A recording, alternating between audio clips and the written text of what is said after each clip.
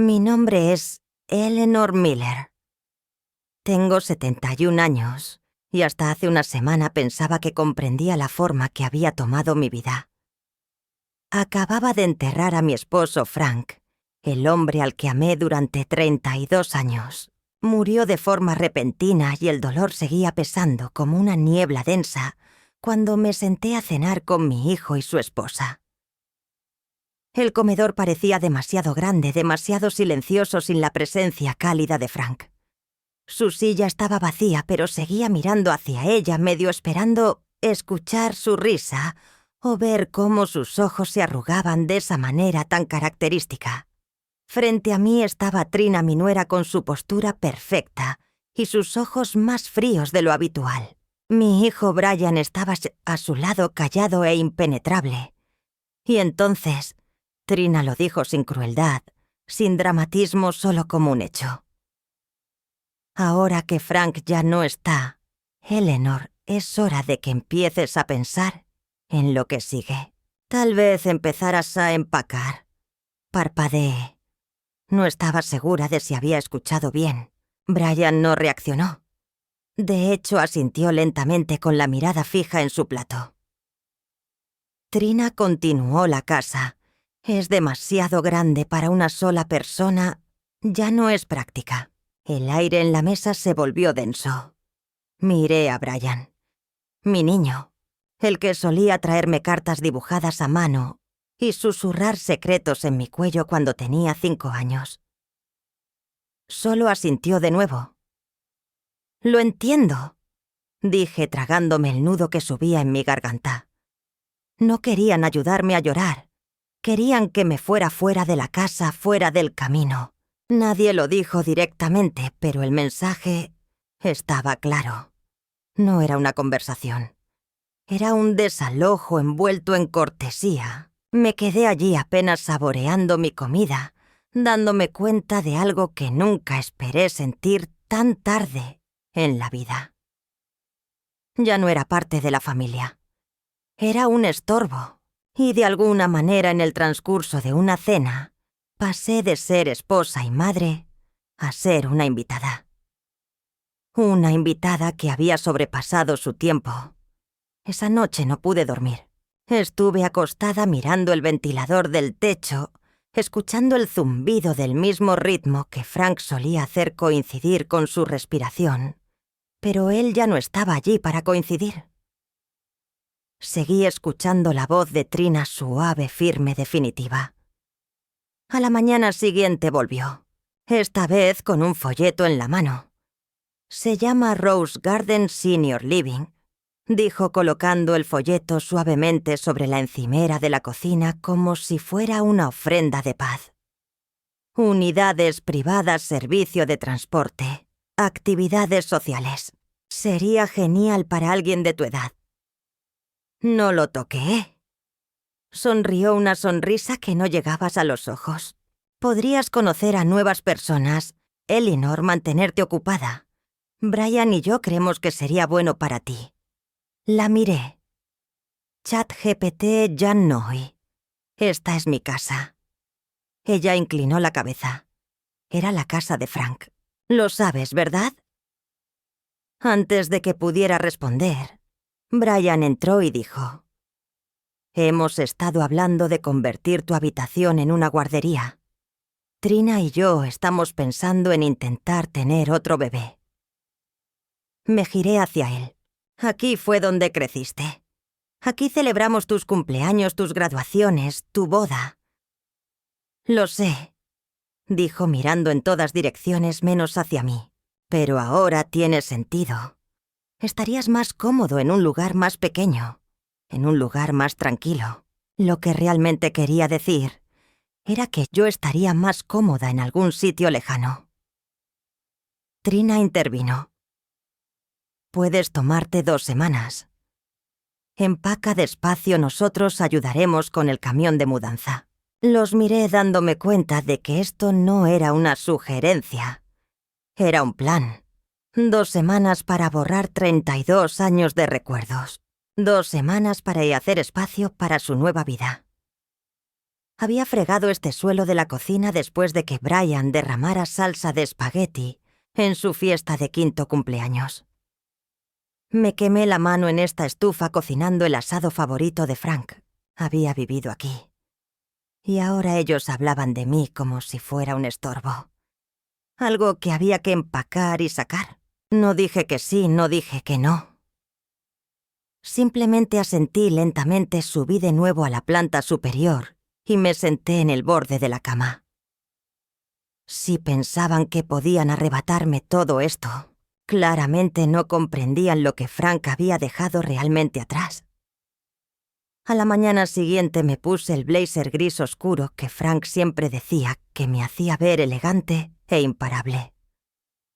No me sentía imparable, pero necesitaba respuestas. Conduje hasta First Federal Bank, a 15 minutos pasando por la panadería donde Frank solía comprar nuestros muffins de Sunday. Íbamos a ese banco juntos desde hacía años, pero yo siempre me quedaba en el coche mientras él manejaba los trámites. Esta vez, entré sola. Brenda Wallace, la directora del banco, me recibió con una mirada amable y una voz llena de simpatía. «Señora Miller, lamento mucho lo de Frank. Siempre tenía una historia que contar sobre sus nietos», dijo. «Gracias, Brenda», le respondí. «Necesito su ayuda, no sé mucho sobre nuestras cuentas. Frank se encargaba de todo». Ella me condujo hasta su oficina tecleando rápidamente mientras abría nuestros perfiles. Luego se detuvo. Sus cejas se alzaron y se inclinó hacia la pantalla.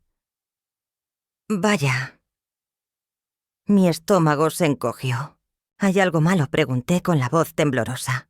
«No es que esté mal», dijo lentamente. «Solo que es inesperado. Hay más cuentas de las que pensaba». Imprimió algunas páginas.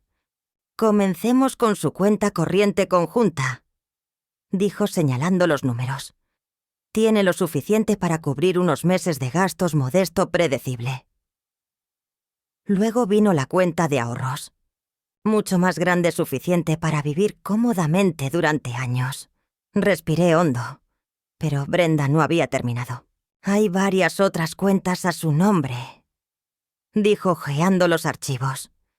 2 certificados de depósito, una cuenta de mercado monetario y una cuenta fiduciaria. «¿Mi nombre?», pregunté confundida. «Eso no puede ser correcto. Frank nunca me dijo nada de esto». «Probablemente hizo lo que muchos esposos hacen», dijo Brenda suavemente. «Te hizo firmar documentos sin explicarte los detalles. Es común y legal. Me mostró formularios con mi firma. Reconocí mi propia caligrafía. Algunos fechados hace años, uno el día en que cambiamos nuestra dirección de casa, otro de una visita que apenas recordaba. Todo estaba debidamente configurado. Cada dólar, legalmente mío. Pero luego vino el giro que no esperaba. La cuenta fiduciaria había estado recibiendo depósitos constantes, no de nuestros ahorros, sino de una cuenta empresarial. La antigua empresa de Frank. Parpadeé, pero él vendió la empresa cuando se jubiló. Brenda miró su monitor. «La cuenta sigue activa. Alguien la ha estado gestionando». «Señora Miller, creo que es hora de que hable con el contable de la empresa». Cuando salí del banco con una carpeta llena de impresiones en mis manos, sentí el primer atisbo de algo nuevo. No miedo, no dolor, poder. A la mañana siguiente llegué a un modesto complejo de oficinas enclavado entre una lavandería y una consulta dental. En la placa de latón que colgaba en la puerta se leía «Jennings Company, Servicios Contables Empresariales». Dentro, la recepcionista me condujo a una pequeña oficina, pero ordenada, donde Harold Jennings se levantó para saludarme. A sus finales de los 60, su postura era tranquila. Llevaba una camisa bien planchada y sus ojos reflejaban la experiencia de haber visto demasiados números y dramas familiares para mantenerse imparcial. Señora Miller dijo, estrechando mi mano. Trabajé con Frank casi 2 décadas. Era un hombre muy meticuloso. Empiezo a darme cuenta de eso, respondí en voz baja. Nos sentamos. Abrí mi expediente de documentos bancarios. El banco me informó que la cuenta de la empresa de construcción sigue activa. Ese dinero se ha estado transfiriendo a un fideicomiso a mi nombre. Harold ajustó sus gafas. Sí, es cierto. Frank reestructuró la empresa hace unos 5 años. En lugar de venderla, transfirió los activos al Fideicomiso Miller de Construcción. Soy la única beneficiaria, pregunté sin poder evitar la sorpresa. El fideicomiso es el que posee la empresa. Tú eres la propietaria del fideicomiso, explicó Harold. Frank fue muy deliberado al respecto. No quería que el negocio quedara atrapado en trámites legales o disputas familiares. Continuó y yo sentí que la incredulidad me invadía. No sabía si llorar o reír. Tu esposo mantenía supervisión, pero las operaciones diarias las gestionaba Tom Benson, tu capataz. Un hombre muy capaz, leal. Harold imprimió varias páginas y las dejó sobre la mesa. Estos son los resultados de ganancias y pérdidas de los últimos 5 años. La empresa va bien. Frank se enfocó en contratos pequeños y estables. Ingresos confiables, riesgo mínimo. Miré las cifras, más dinero del que había visto nunca, en un solo lugar. Luego Harold sacó otro expediente de su cajón. Frank también llevaba un registro detallado de los préstamos. Tu hijo Brian ha recibido casi $90,000 en los últimos 5 años. Todo está documentado.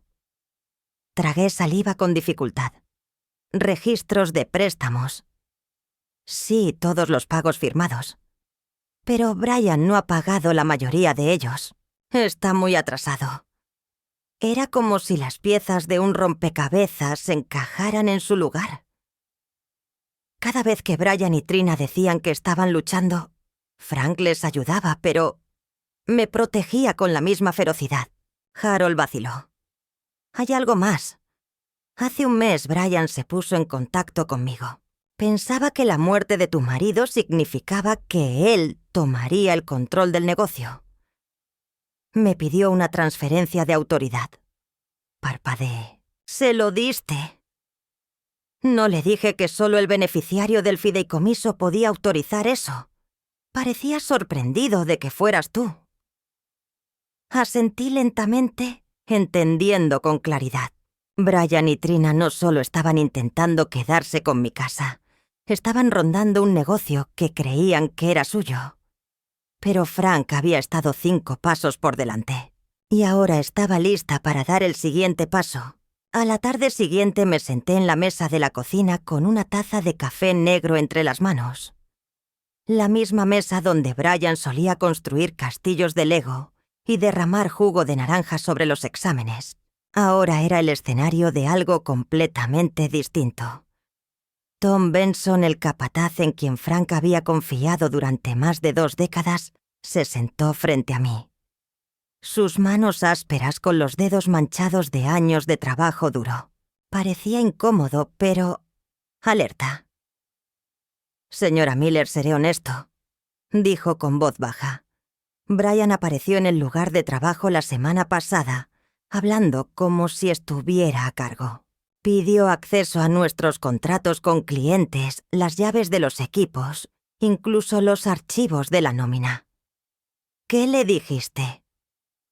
Le dije que sin instrucciones por escrito del beneficiario del fideicomiso, no podía hacer nada.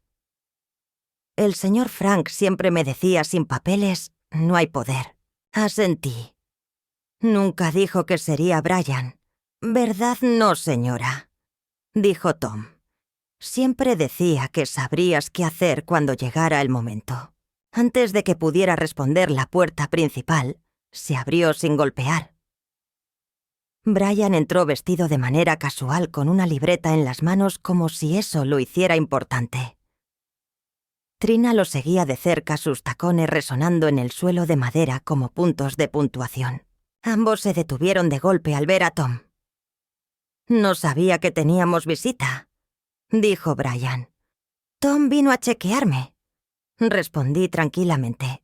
«Siempre has sido atento». Brian asintió cortésmente. Luego centró su atención en Tom. «Bien, ya estás aquí. Necesito un inventario actualizado de los equipos de la empresa y de los contratos. También acceso a las cuentas. ChatGPT. Ya. Nui».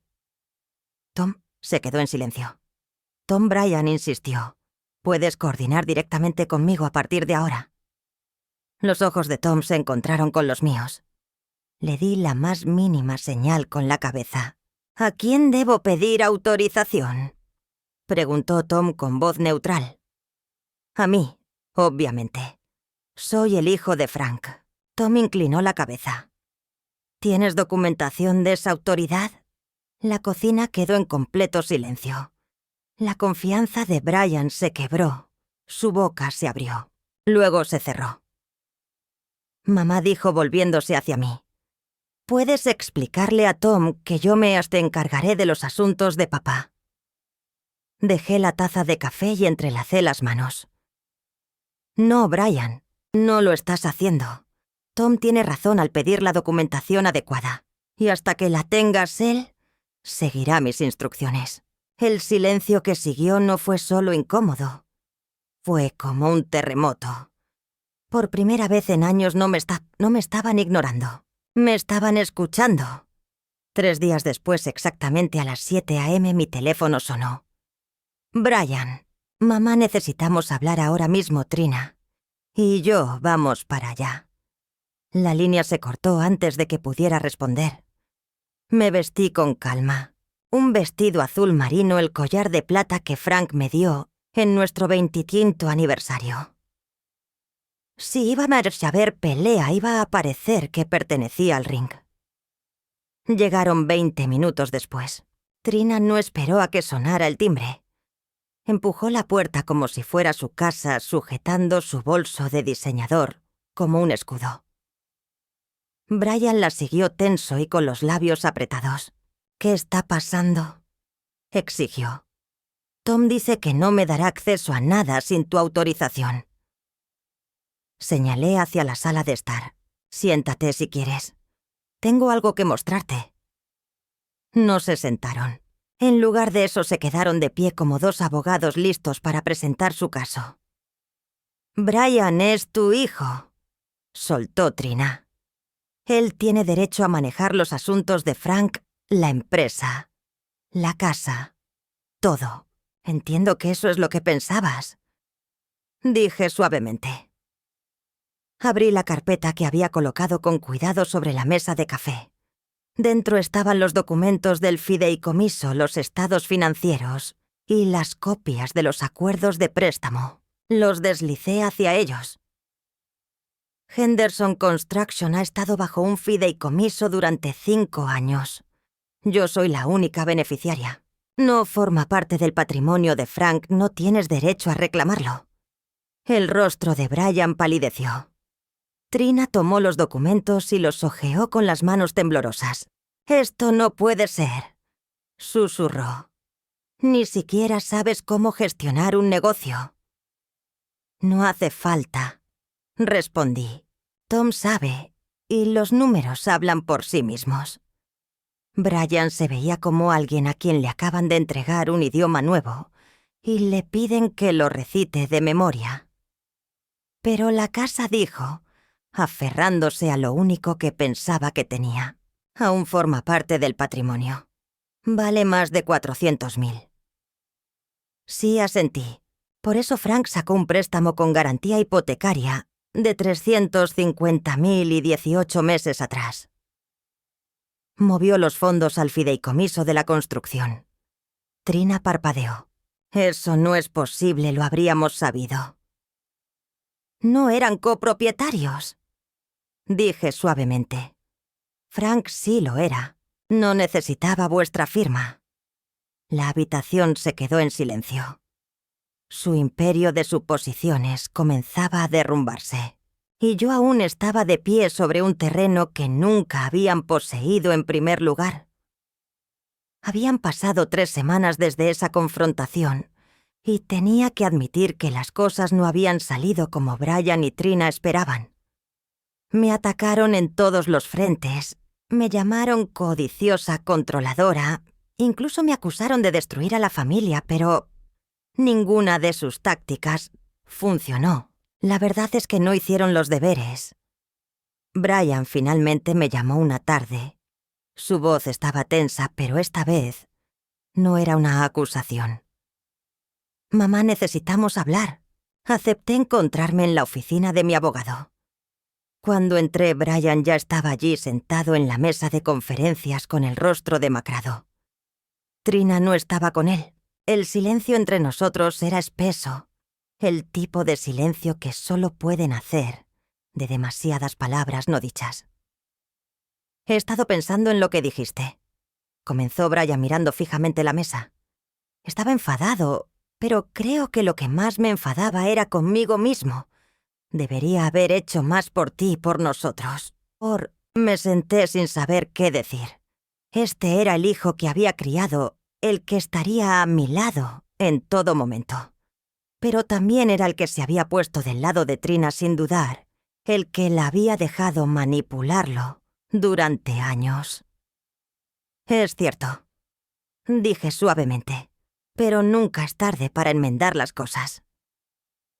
Ambos permanecimos allí durante largo rato, el sonido del reloj marcando el paso de los segundos. Finalmente, Brian levantó la mirada, y en sus ojos vi algo que no había presenciado en años. Culpa, sí, pero también esperanza. «Mamá, quiero arreglar esto.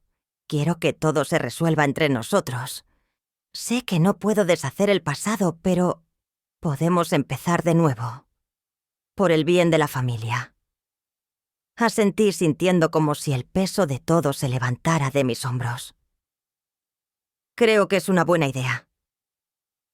Ese día alcanzamos un acuerdo, un nuevo entendimiento. El negocio permanecería en el fideicomiso, y Brian tomaría un papel activo en su gestión, pero estaría bajo mi supervisión. La casa seguiría siendo mía tal como Frank lo había deseado, y por primera vez en años sentí que estaba al mando. No fue el camino más fácil, pero fue el correcto.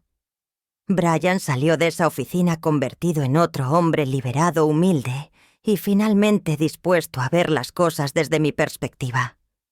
En cuanto a mí, había recuperado mi vida, mi legado, y lo más importante, mi paz. No necesitaba su aprobación. Lo único que necesitaba era saber que la mujer en la que me había convertido era suficiente.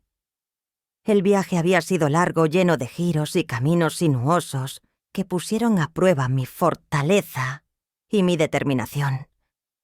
Al final ya no era la mujer que había sido sorprendida por la traición. Me había transformado en alguien que comprendía su valor, sus derechos y la importancia de proteger ambos. Había tomado el control de mi vida, recuperado mi dignidad y construido un futuro que era mío para moldear. No todas las batallas se ganan por la fuerza. A veces las victorias más silenciosas son las que más hablan. Ahora, mientras me siento aquí observando cómo el sol se pone en el horizonte, desde mi pequeño cottage, junto al mar, me doy cuenta de que la mejor venganza no está en tomar lo que otros creen que te pertenece, sino en negarte a dejar que te arrebaten lo que ya es tuyo. Y si eso significa alejarme, dejar ir el pasado y a las personas que intentaron frenarme, entonces eso es exactamente lo que haré. Esta es mi historia, pero más que eso, es una lección para todos los que se sienten pequeños, impotentes o invisibles. Tienes más fuerza de la que crees, y a veces la mejor forma de sanar es finalmente levantarte por ti mismo.